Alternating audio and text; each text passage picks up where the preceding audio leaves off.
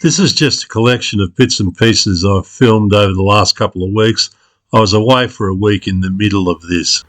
The new wire staples arrived while I was away. I replaced the sun-damaged white fuse block end with a black one that I got off the 88 harness. That's just the plug part of it there. That's the original black one that was on the 96 harness, and that white one still needs replacing, but I haven't got an alternative at the moment. Haven't been able to find something compatible. I thought it was just going to be a standard type connector, but it doesn't appear to be. Put that black shield over these connections that go up to the dashboard. I've got that off the 88 harness that I've got hanging up over there. So they're just another few bits I've been able to salvage off the 88, all moving towards getting the electrics back to as close as original as possible. I've got the front bumper and bash plate on there temporarily. I put the stay pieces on that span from here out to here to support that front guard just temporarily. Batteries in there temporarily. I've rigged up. That's the pneumatic fan running. It's not running.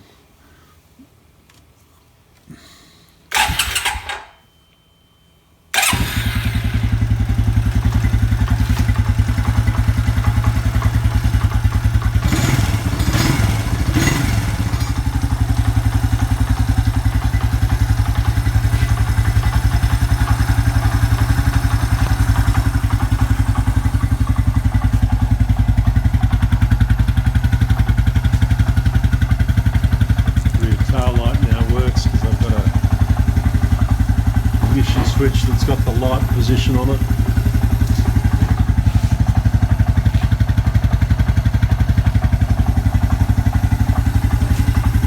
I've also got an ignition switch that's got the voltage showing there.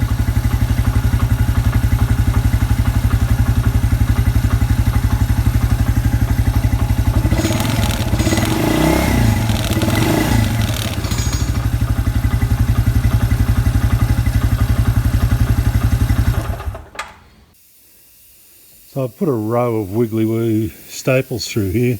The new packet came with 0.8mm instead of 0.6mm staples. These are the ends I've cut off. I've cut those off with a little, what I call a whizzy wheel, which is a thin blade in a die grinder. It does a good job. It nips them very quickly, which means there's not a lot of heat transfer back into the staple to potentially mess it up. It cuts them off fairly flush, depending on how accurate I am in steering it. I think I've stitched up all of this side. I've got little ones right up on the edge here. Now there's a couple in the edge just there. So I'm just working my way around trimming them at the moment. I've got a heap more over that side. I think after trimming I'll expect that I see there's a little tear here still, which I missed. This is my original 1990 rear plastics. Big chunk. That whole piece there was a piece of plastic bucket.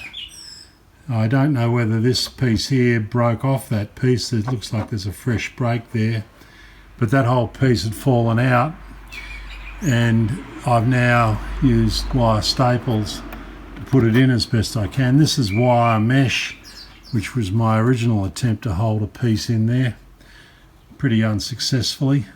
I've cut a piece of plastic. It's a little bit thicker, again out of the same red bucket that came out of, to fit up in there. It's sort of close at the moment. I think I'll put some wire staples in it and see what it looks like. That's that first piece slotted in. Looks not too bad from the inside. There's a second piece there up in the corner. If it looked like that from the outside, where it counts, I'd be pretty happy. But it doesn't, and the outside looks a fucking mess. We'll have a go. I've got a small nozzle on my head air gun off my battery hot air gun. That's my mains powered one.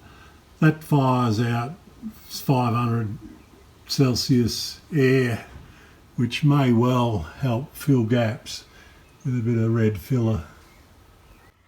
It's the wrong coloured plastic, but that there is a patch over a hole that was bored through there for the auxiliary power extension. Cleaned up the outer of the hole with a step drill and then cut that piece of red plastic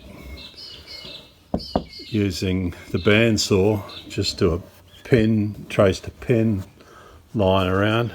Did the same thing there. This was an eye-shaped hole, like a slitty eye-shaped hole where a piece of plastic was missing altogether. Again, I've used the step hole drill to open that up to a round hole, and then used wire staples in behind to hold the piece in place. In both cases, I haven't trimmed that one yet. They're very effective repairs. I've done just about as much as I want to do on this piece of Abigail's rear fender.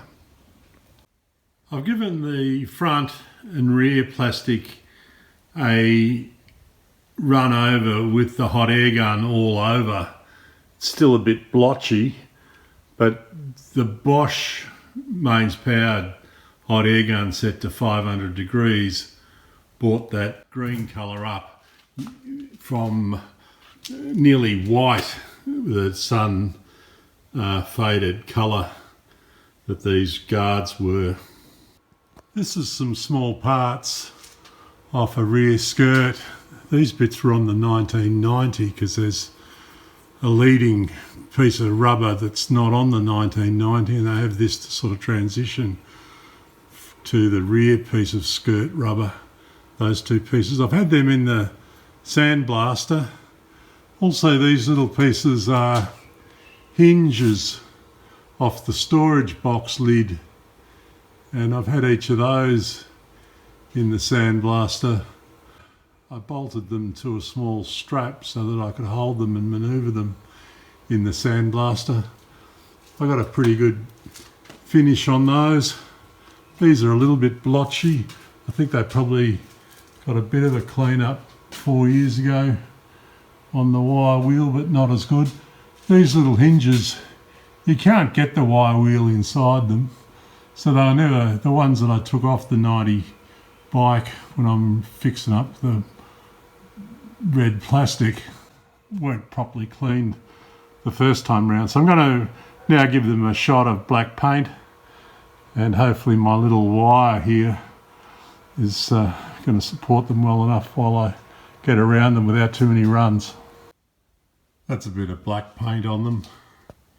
It's dark in here now, so that's about the best shot I can take.